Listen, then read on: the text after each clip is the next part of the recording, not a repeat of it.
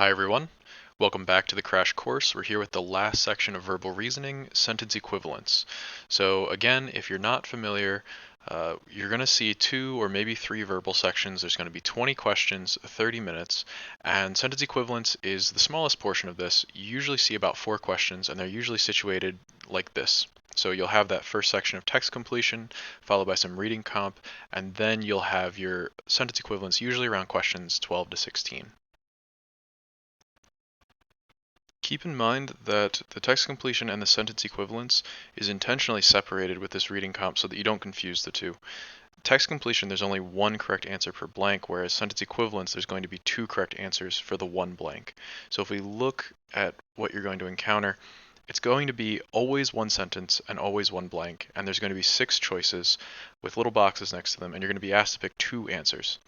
And the directions down there in that purple box, right, they ask you to both fit the meaning of the sentence and to make sure that both sentences are alike in meaning.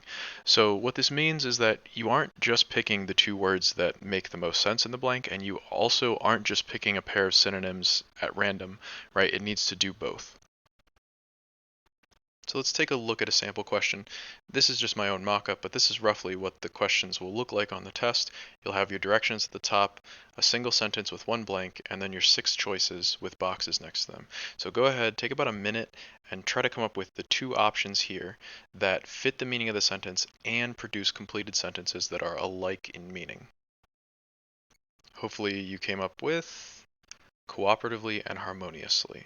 So, right, those 2 words mean working closely together, sort of in concert. So that's matching the meaning of the sentence, and it also positions pretty well against but unintelligently, right? So you wouldn't want to pick something like deviously and craftily, even though they're near synonyms. It wouldn't make sense to say that they work deviously but unintelligently, right? It also doesn't really work well, this idea of working closely together. And then the same thing with competitively and impulsively. First off, they don't even have like a synonym to pair them with, and they also sort of work against the meaning of the sentence. So really, there's only one good choice here, and it's these 2. Well, you might be thinking, are they all that easy? And of course, the answer is no. There are a couple ways in which this question can get more difficult, and there's 3 of them here that I want to look at in this video. So the first one is that sometimes more than 2 choices will match the meaning of the sentence. So in that last one, it was really just those 2 that worked well, but sometimes you'll get 4 or 5 or even all 6 of the words will work well in that blank. In situations like that, your job is really just to find the best pair of synonyms.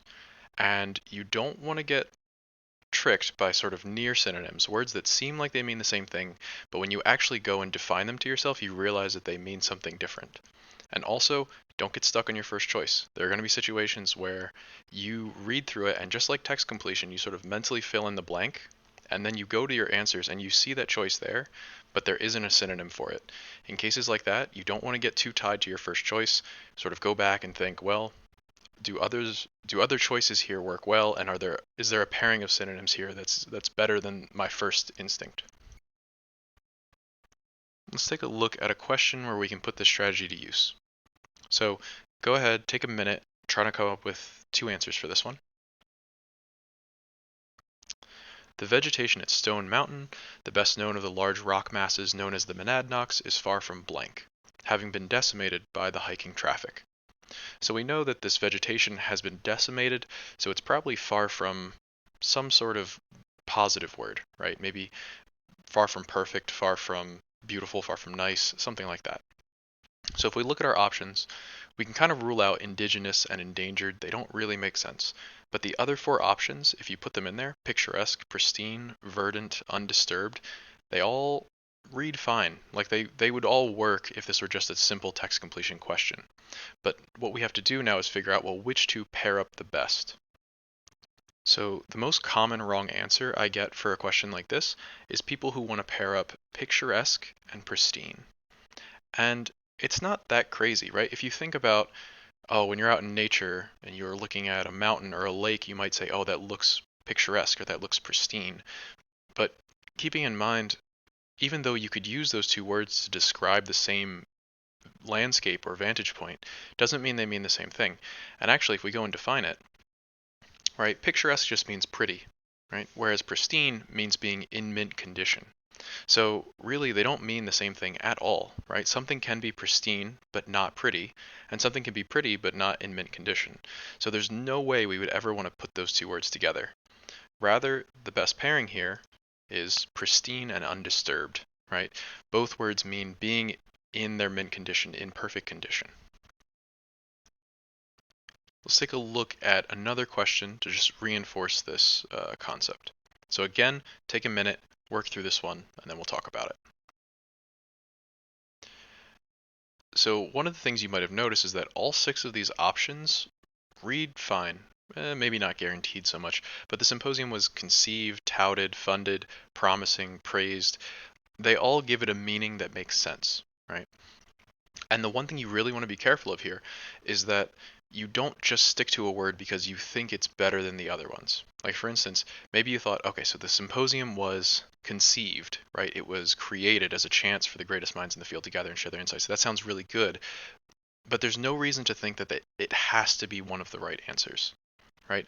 And one of the big mistakes I see people make is that they get too tied to one answer, like conceived, and they go to the other options and they don't see a clear synonym, but they try to twist one of the other words to mean the same thing as conceived. That's really a mistake. If you notice that the word you've chosen doesn't have a synonym, the best thing to do is to say, well, it's probably not that one. Let me see if I can reread the sentence, see if there's another interpretation of the sentence that makes just as much sense. And in this case, if you're unfamiliar with touted, it means praised, which is one of our other choices. The next thing you want to be on the lookout for is a situation where it's not that they all work in the sentence, but rather that you notice that the words pair up into synonyms really easily. And in cases like this, the most important thing you can do now is to match the meaning of the sentence, right? And often here it's basically like a single blank text completion question. You're really just looking for context clues to figure out which of those synonyms completes the sentence best. Let's take a look at a question where this is the case. So again, take a second to work through this one, and then we'll go through it together. Early critics of Emily Dickinson's poetry mistook for simple-mindedness the surface of artlessness that in fact she constructed with such blank. So if we go straight to the answers, what we notice is that astonishment and stupefaction pair up pretty well, craft and cunning pair up pretty well, and naivete and innocence also pair up. So we don't really have to worry about, intermingling any of those pairings. If we're going to pick astonishment, we're going to pick stupefaction, right? If we're going to pick craft, we're also going to pick cunning.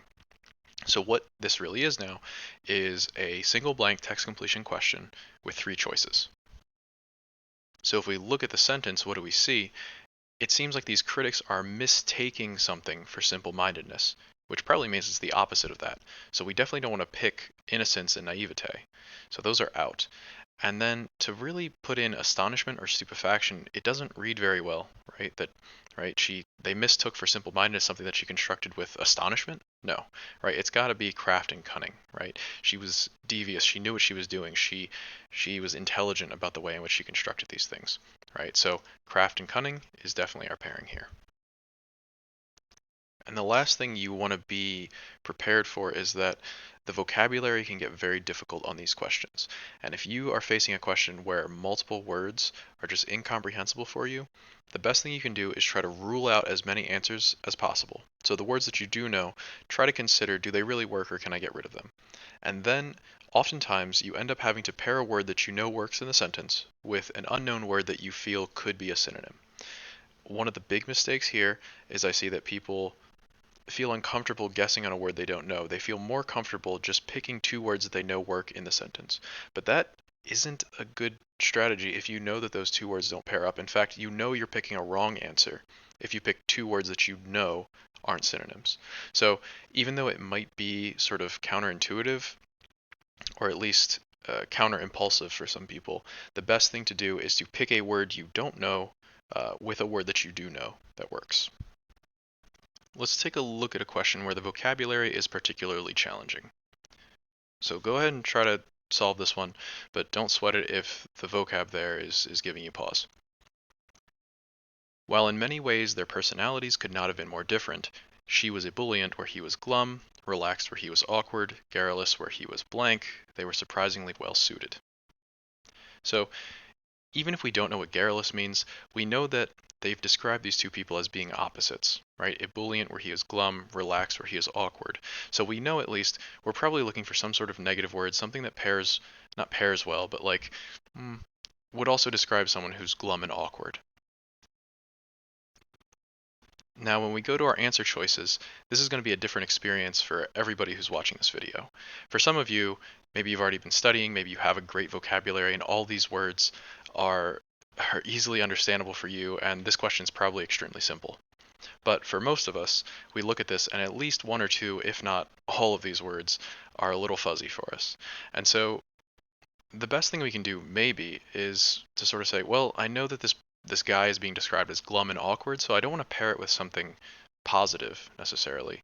And so even if we're not familiar with all these words, maybe we know that solicitous and munificent are they sound positive, right? And maybe we know that fastidious means attentive to detail. So just from that, maybe we can reliably get rid of those three, and we're just left with laconic, irresolute, and taciturn. The best thing we can do here is just take a guess, right? Sort of take the 50-50. Maybe we know that taciturn means quiet, and we think, that makes sense, right? So I'll pair taciturn with one of those other two that I know isn't wrong, right? So if we go and look at the actual definitions, we can see that there really is only one pairing here, and it's laconic and taciturn, right? Someone who's relatively quiet or doesn't use a lot of words. Let's take a look at one more example, which I think will be a little more relevant for most people. So go ahead and take this one. I think the answer choice is here. There's probably a few words you're not familiar with, but a few words that you should definitely be familiar with. The macromolecule RNA is common to all living beings, and DNA, which is found in all organisms except some bacteria, is almost as blank.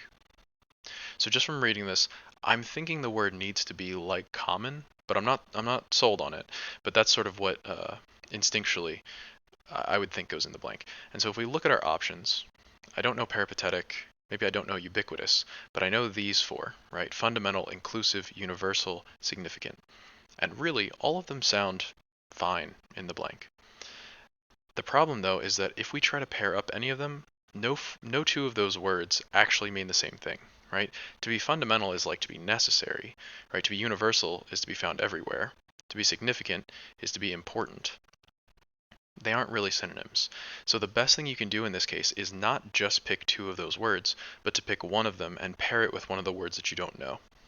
Now, if you are familiar with those words, you would know that ubiquitous means present everywhere, which is kind of what we're looking for, a word like common, and it actually pairs really well with universal.